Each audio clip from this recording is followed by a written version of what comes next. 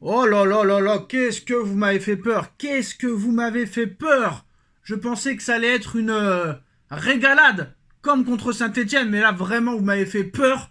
Vous m'avez fait très très très peur et je suis très inquiet à une semaine du match contre Aston Villa. Et ce soir, très clairement, ça a été une grosse piqûre de rappel. Déjà contre Saint-Etienne, première mi-temps catastrophique, mais ce soir, ça a encore été pire que ça.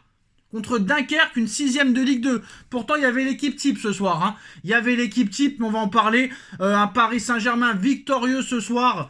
4 buts à 2. Et oui, Paris a gagné 4-2. Ce match m'a fait penser à Espali il y a quelques mois, où Espali avait mené au score aussi contre le Paris Saint-Germain. Et le Paris Saint-Germain s'était imposé 4 buts à 2 et on avait été vraiment dérangé contre cette équipe de National 2. Mais là, ce soir, première mi-temps catastrophique, nullissime. En première mi-temps, à part peut-être Dembouz, tout le monde est à mettre à la poubelle. En première mi-temps. Hein. Même en deuxième, ça n'a pas été très rose. Hein. Franchement, heureusement, le Paris Saint-Germain a prouvé qu'il était une grande équipe et qu'il savait être très efficace devant le but. Heureusement, Dembouz a réduit le score à la 45e minute de jeu et heureusement, le Paris Saint-Germain régalise très très très rapidement grâce à une tête de Marquinhos. Et voilà, heureusement qu'on a repris aussi l'avantage grâce à Désiré Doué sur un but dévié et Dembouz qui marque un petit peu pour les stats ce but anecdotique et qui nous sauve, hein, on va dire, ce qui nous sauve parce que même Luis Enrique était comme un fou en première mi-temps. À la fin de la deuxième mi-temps, Enrique était comme un fou contre Désiré Doué, contre Joao Neves et surtout contre Warren Zaïre-Emery qui a été catastrophique, qui a été nullissime et ça fait plusieurs mois que je le dis. Honnêtement, Warren Zaïre-Emery, les 6 derniers mois avec Galtier, c'était du grand art. Les 6 premiers mois avec Enrique, c'était du gros niveau. Mais depuis sa blessure en fin d'année 2024, Warren Zaïre-Emery est à jeter à la poubelle. Donc il va falloir vraiment se poser des questions sur Warren Zaïre-Emery. Comment on a pu donner 950 000 euros par mois à Warren Zaïre-Emery? Le mec, il est catastrophique. Arrêtez de me dire qu'il revient de blessure. Il a été blessé 3 semaines. Il n'avance pas. Pourtant, j'avais l'impression qu'il retrouvait son niveau contre Marseille, contre Liverpool. Est-ce que Warren Zaïre-Emery est un joueur de grosse équipe? Je ne sais pas, mais bon, contre je ne sais plus qui, Stade Briochin, il avait été catastrophique. Contre Espali, il a été catastrophique. En Ligue 1, souvent, il a été catastrophique. Et là, en première mi-temps, mais Enrique n'en pouvait plus. Enrique devenait rouge de colère. Entre Désiré Doué qui faisait n'importe quoi en première mi-temps, qui se prenait vraiment pour Neymar pour le coup, et Warren Zaïre-Emery qui perdait un nombre incalculable de ballons. S'il n'y a pas Neves et Vitinha au milieu de terrain ce soir à côté de Warren, je pense qu'on prend l'eau ce soir. Hein.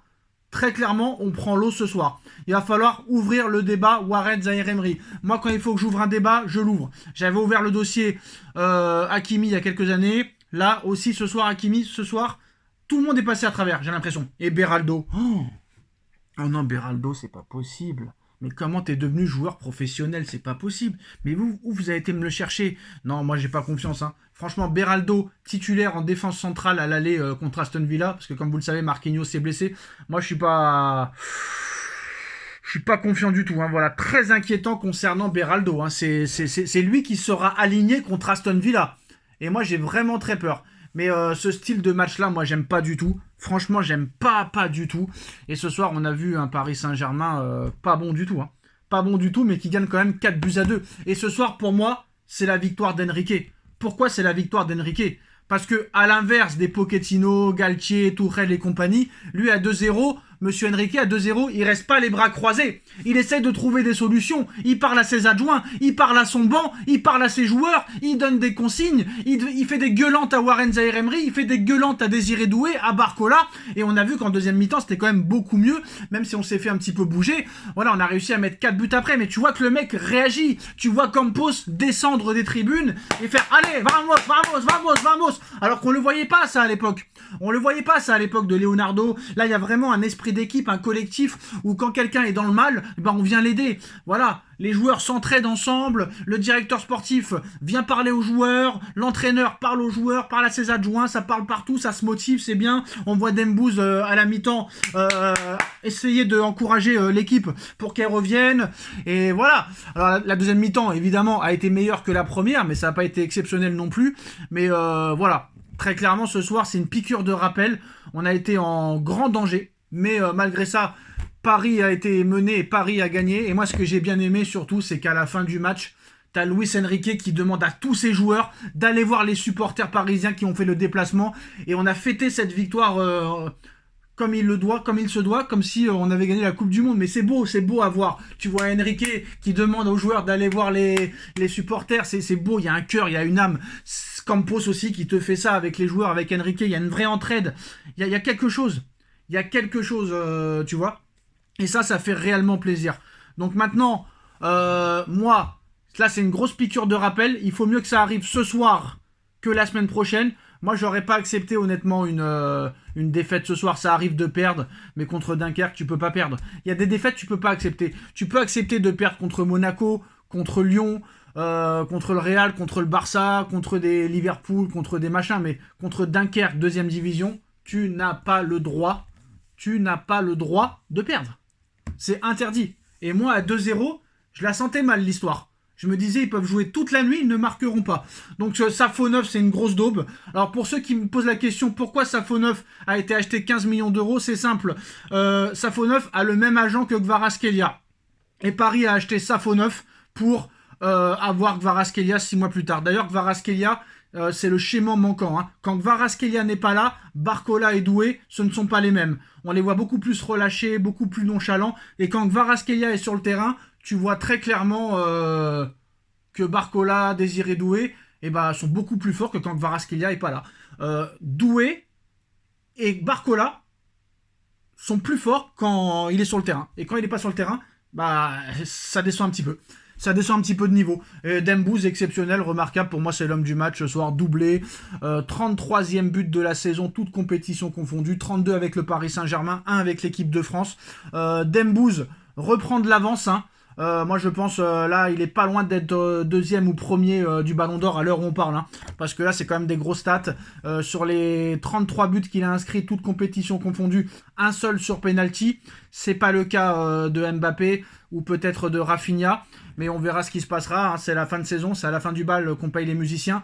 Mais voilà, Dembouz qui a été complètement métamorphosé par monsieur Luis Enrique. Et ça, c'est le travail d'Enrique.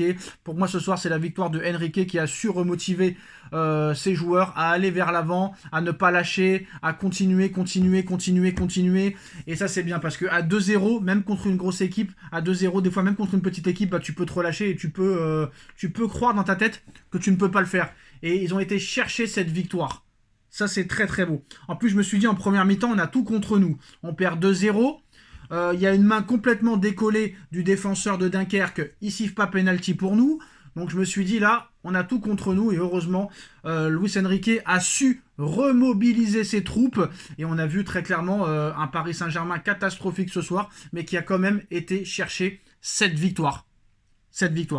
Donc, voilà. Ça, c'est peut-être un match que tu aurais perdu avec Galtier, avec Tuchel ou avec Pochettino, ou peut-être avec Emery. Mais là, on voit vraiment un état d'esprit exceptionnel. Même quand tu as des soirées comme ça qui ne se passent pas comme prévu, ou c'est un peu une soirée cauchemardesque qui commence, tu arrives à revenir, tu arrives à avoir le mental de gagner ce match. Et ça, c'est une nouveauté. C'est une nouveauté, parce que je suis sûr que là, il y aurait eu les Neymar, Messi, Mbappé, tu perdais 2-0 ce soir. Mais voilà.